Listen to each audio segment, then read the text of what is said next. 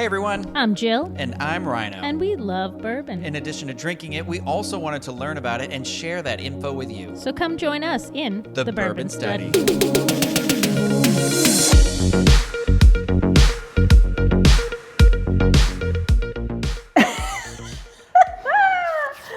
Hello, everybody. We always struggle with this part. Yeah, I don't know. Who's going to go first? Well, I always feel weird being like, welcome back, welcome back, welcome back. But I guess no one's watching them. Bum, bum, bum, bum, bum. So it's just like... Maybe somebody's binging, but probably not the most people. Your mom. Yeah, your mom. Your mom.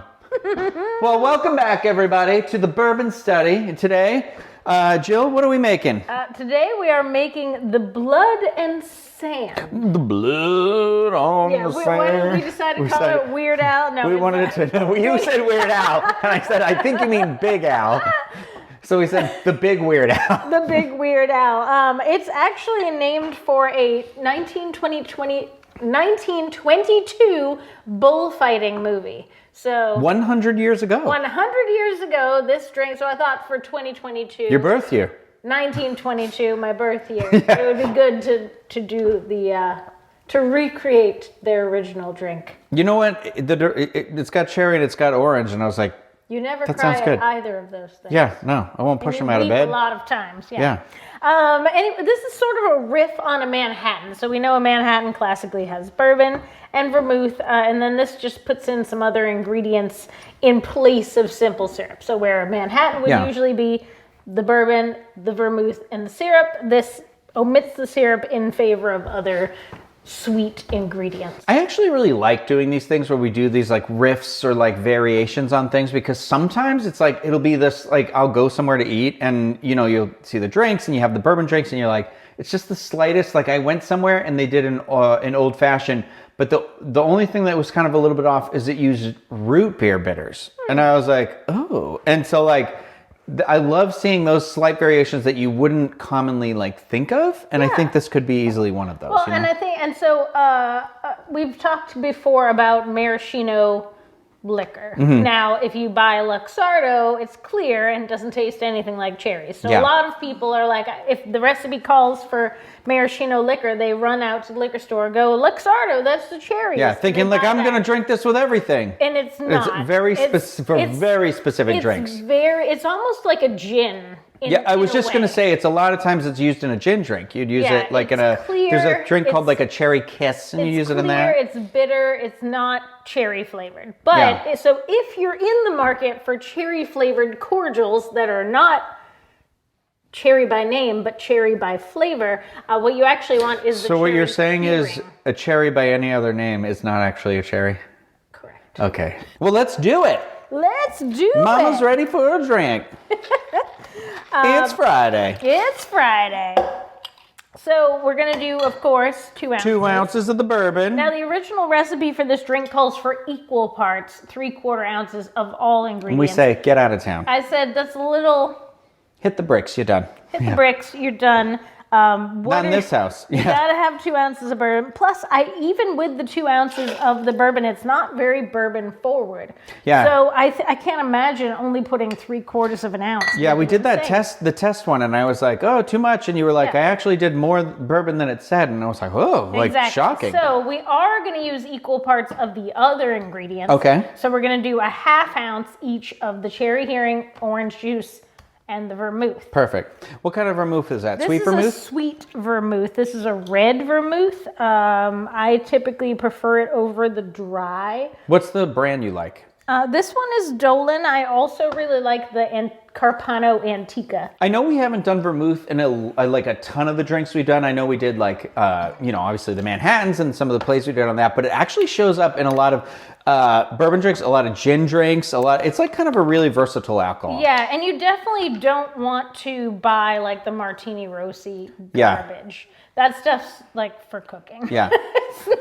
So definitely if you don't want to go like all in on like, oh my God, I don't know if I like it, get something Dolan branded is like a good middle of the road price. And you'll have plenty of options to use it in plenty of drinks. Yeah. Correct. Yeah. And then if you get into vermouth things and you're like, I'm feeling like I want to go the extra mile, the Carpano Antica is the best. Nice. So 3/4 ounce of the vermouth. Half ounce. Oh, half ounce. Yeah, we half cut ounce. it back from the original version. So half ounce of the vermouth, half ounce of the orange juice, Half ounce of the cherry.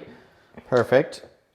I actually have cherry. I think it might be Evan Williams. It was like cherry, like Black Stag. Yeah. No, that's not. It's like a flavored whiskey. Black Stag is Jim Beam, I think, actually. But yeah, I do have flavored whiskey. But right now, I believe the flavored whiskey I have is Evan Williams brand of the cherry. But that with like lemonade is delicious. And then just like a little teaspoon. A tisp of some grenadine. We're gonna shake first. Mm-hmm. We should do that. Mm-hmm. The cherry shake. I feel like it's 1950s, like. Yeah, we're gonna do. No, that's like 1960s. That's like Austin Powers. And then, of course, a coupe. This is a 100-year-old recipe. We'd like to treat it as such, and the only way to do that is with coupes. A new tool that I got a couple of days ago is a citrus. So tiny. It's a zester, and it has a little notch in it. It looks like a little bear claw. Yeah, so I got this from Bed Bath & Beyond. This is the OXO Good Grips brand because we like that brand. It's very sturdy. Yeah. And as you can see, the handle is very robust. So I got this little citrus key, and you can make swirls. Yeah, how do you do it? Wait, so you do it with the notch on the side? You use the little triangle side, and you just... Oh my God, wow. It looks way safer than the knife. Yeah, because one, it doesn't have a sharp side on your thumb.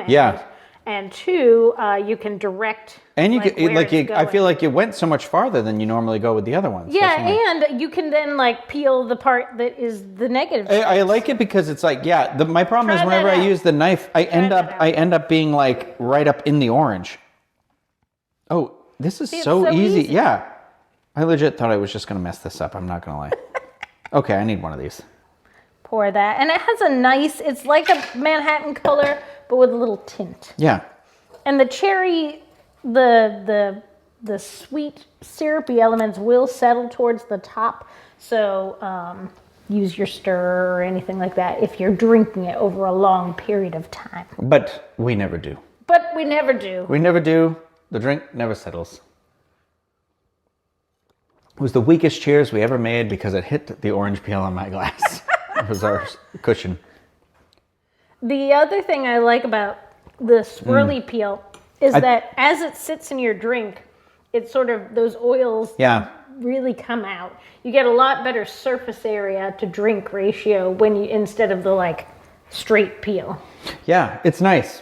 Plus it looks really pretty. Also, this is definitely we did a test drink ahead of time. This one's definitely, I think the ratio we used here is much more well balanced. Like it's still cherry, but it feels like the other elements are just like right there where we need them to. Yeah, I feel like whispering out more instead of just being like cherry drink. Cherry. Yeah, that's why I cannot imagine this as a 3/4 ounce of bourbon drink. We'd love to hear from you. Leave some comments if you like the video. Thumbs up, subscribe to the channel.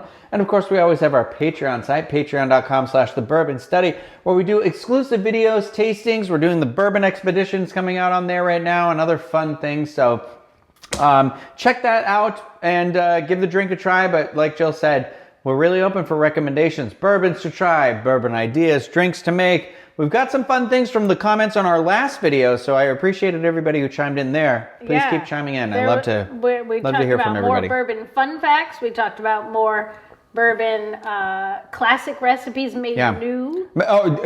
Drinks, classic recipes that didn't have bourbon that we could do a twist on them of. Personally, I'm looking forward to one we didn't talk about till this very second, the grasshopper. You love a drink, which is shocking that we both hate mint juleps, but we both love a Shamrock Shake. So that's what I'm saying. I think this year we're gonna have to do it. So stay tuned. Thank you, everybody. We'll see you next time. Cheers. Remember when she said how long it would last you and the drink one? Stir it. said earlier you'd have to stir the drink if you took too long to drink Yeah, it. well, I'm being efficient.